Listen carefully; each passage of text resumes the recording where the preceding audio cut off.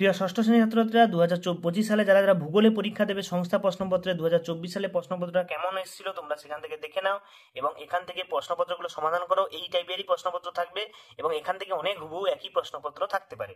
তো দেখো 2024 সালে ভূগোলে প্রশ্নপত্র কেমন ছিল। 15 নম্বরের পরীক্ষা 30 মিনিট সময়। প্রথমে একের দাগে দেখো দুটো এমসিকিউ দিয়েছে। পৃথিবীর সর্বনিম্ন স্থানের নাম কি তোমরা জানো? এখানে প্রশান্ত মহাসাগরে মারিয়ানা খাত হবে।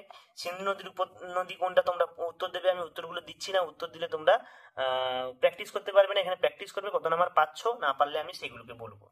তারপরে কি কারণে ইউরেনাস গ্রহের রং সবুজ হয়? ভারতের দীর্ঘতম হিমবাহের নাম কি? তারপর দেখো 3-এর দাগের বাম স্তম্ভের সঙ্গে ডান স্তম্ভ দিয়েছে। এখানে 4 হাফ গুণিতক 2 4 সমান 2।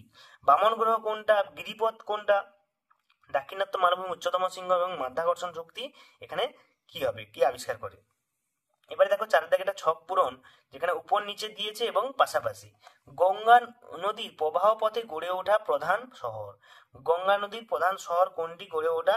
তারপরে শনি কৃত্রিম উপগ্রহের নাম হচ্ছে টাইটান, তাই তো? এখানে টাইটান লিখবে আর এদিক দিয়ে কি হবে সেই শহরটার নাম আমি একটা বলে দিলাম, একটা তোমরা নিজে থেকে করবে।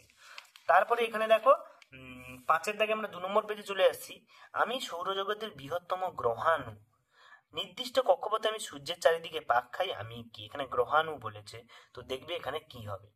আমি একটি হিমবাহ, তিব্বতের মানস সরোবরের নিকটে আমার অবস্থান, আমার কোল থেকে ব্রহ্মপুত্র নদ উৎপন্ন হয়েছে, আমি কি? তো এখান থেকে তোমরা অ্যান্সার দেবে, বই দেখে দেখবে।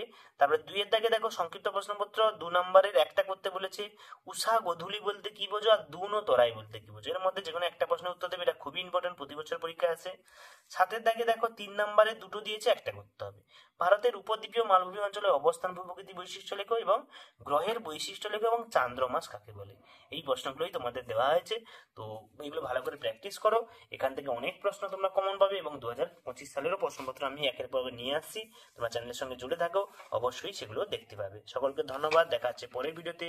পরের প্রশ্নপত্র নিয়ে আলোচনা করা হবে।